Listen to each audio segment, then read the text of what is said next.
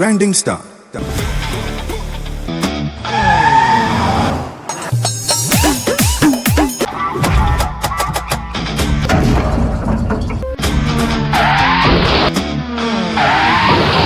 Only for Sukhana Sadevi. ए बच्चा अपन अपन लंगोट आ अपन अपन दिल के फील बचा के रखियो काहे से कि गाना आ रहल बा अफीम लेके हेलीकॉप्टर से उतरत है सीधे 4 व्हीलर से पार्सल करत है कंगना शर्मा के पास। हाँ भाई, कंगना शर्मा के पास सीधे अफीम पास करता है। हम ऐसा बात काहे कहनिया भाई, गाना के टेलर आ चुकल बा, अफीम गाना के आ चुकल बा टेलर वेव म्यूजिक से। भाई जब टेलर इतना खतरनाक बा तो गाना कितना खतरनाक होई। Trending Star. ये तने ना बात बताओ तनी भाई, खेसारी लाल यादव के गाना अफीम के जौन टेलर आइल बा सब कोई के मतलब दिल पे दहशत फैल गइल बा। यानी बहुत विरोधी लोग के भी दिल पे दहशत ऐसे फैल बा कि आखिर गाना आवत कैसन बा। सीधे हेलीकॉप्टर से एंट्री होता 4 व्हीलर से और ओकरा बाद में सीधे भाई राजा वाला कुर्सी पे बैठ के सीधे मतलब कि सहलावत तड़े कंगना शर्मा के खेसारी लाल यादव। तो भाई खेसारी लाल यादव के जब इंट्रो इतना धाकड़ बा तो वीडियो पूरा कितना धाकड़ हो, यानी गाना पे कितना बजट लागल है। भाई हमारा तो लागत है गाना के बजट बहुत हाई लेवल बा।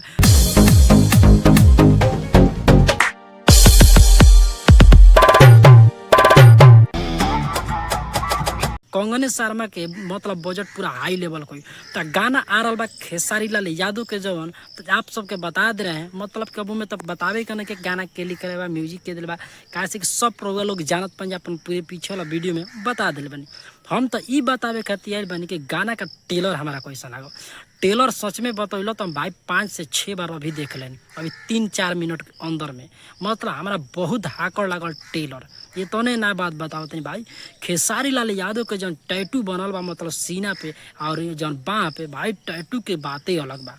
और कंगना शर्मा के जौन मतलब कि उनका सहलावत आने और बाद में जौन चेयर पर बैठा के मतलब कि का हम बताई अपन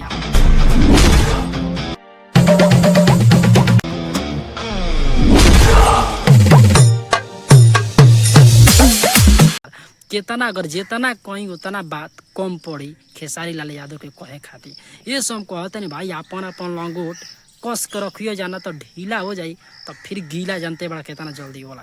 तो खेसारी लाल यादव आ रहा तबाही मचावे खातिर। तो आप लोग तैयार हो जाइए, कल सुबह 6:30 बजे आवत खेसारी लाल यादव लेके तबाही मचावे खातिर अफीम गाना। तो बिल्कुल बवाल रही, बिल्कुल बवंडर रही। हम देखो तनी कि गाना के कितना व्यू आवता 1 डे।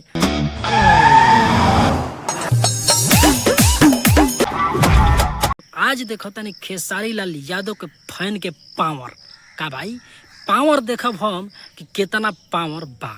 यानी हिट मशीन के खाली ऐसा हिट मशीन कहे लोग कि मन खाली हिट मशीन चिलेबे करे लोग।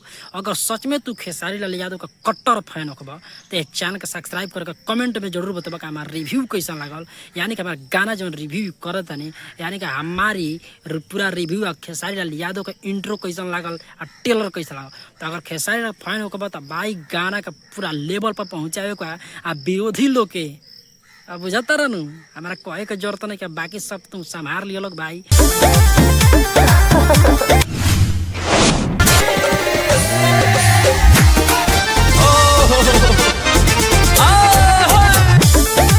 कैसे कि गाना आ रहा बा अफीम बहुत बवाल यानी बहुत गर्दा मचावे खातिर कंगना शर्मा के साथ में। तो सब लोग हो जाए के बाद तैयार खेसारी लाल यादव के साथ मचावे खातिर गर्दा।